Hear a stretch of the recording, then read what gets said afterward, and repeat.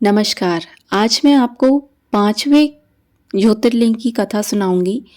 जो कि उत्तराखंड में है और वो इतना खूबसूरत है। उसकी दिव्यता तो उसकी सुंदरता में दिखती ही है, लेकिन ये इसलिए भी महत्वपूर्ण है क्योंकि जब हम चार धाम की यात्रा के लिए जाते हैं तो अगर हम उत्तराखंड के ही चार धाम कहें, जिसे हम छोटा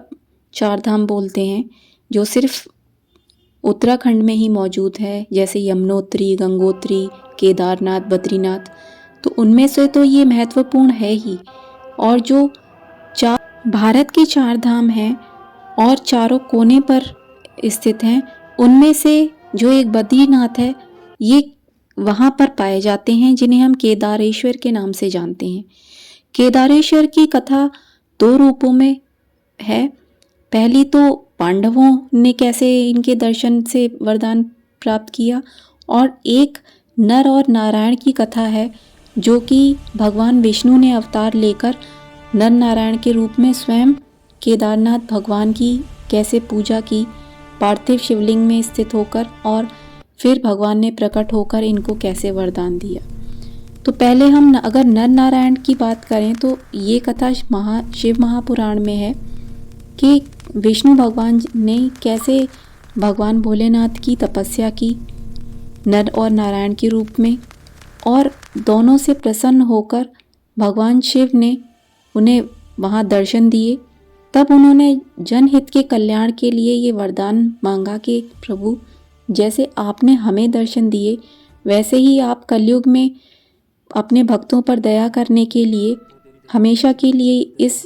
पार्थिव शिवलिंग में स्थापित हो जाइए, जिससे कि जब भी भक्त आपके दर्शन के लिए आएं और जिस भी मनोकामना से आएं तो आप उन्हें दर्शन दें और उनकी मनोकामना पूर्ण करें।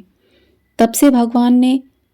उन दोनों नर नारायण को जो वरदान दिया और वो वहीं पर हमेशा के लिए स्थित हो गए। उनकी ज्योति रूप में वो वहाँ पर स्थित हैं, और इसीलिए बद्रीनाथ जी का जो मंदिर है वो भी नर नारायण का रूप है, जहाँ पर भगवान विष्णु ने शिव जी की तपस्या की थी।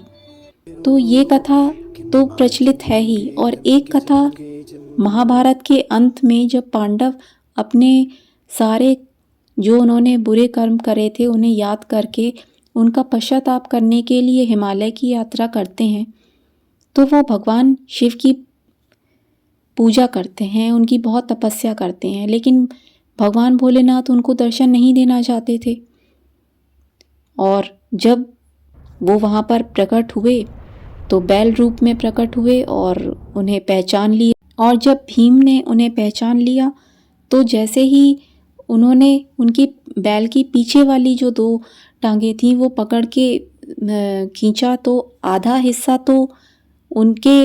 वहीं जो केदारेश्वर जिन्हें बोलते हैं वहाँ रह गया, और आज आधा हिस्सा जो हम नेपाल में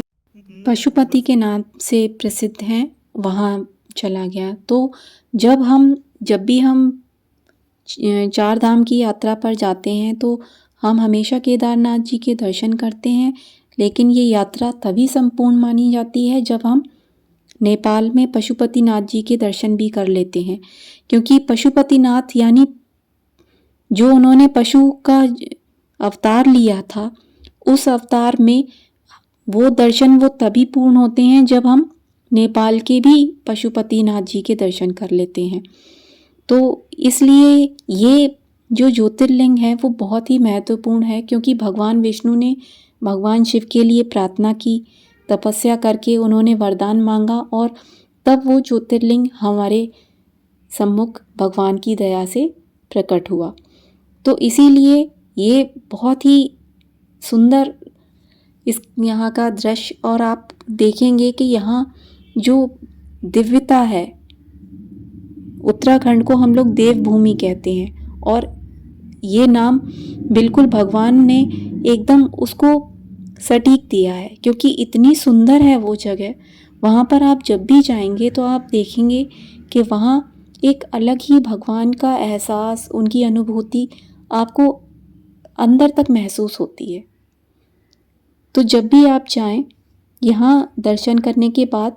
पशुपतिनाथ के मंदिर भी जाएं। वैसे कई मंदिरों में उन्होंने पशुपतिनाथ जी का एक मंदिर भी बनवा दिया है, लेकिन असली जब आप वहाँ जाएंगे तभी आपका वो दर्शन जो है वो पूरा माना जाएगा। तो आप इन दोनों ही जगहों पर भगवान शिव के दर्शन करें और महसूस करें कि उनकी दिव्य शक्ति किस तरीके से वहाँ पर उपस्थित होकर अपने भक्तों पर दया करती है। हर हर महादेव।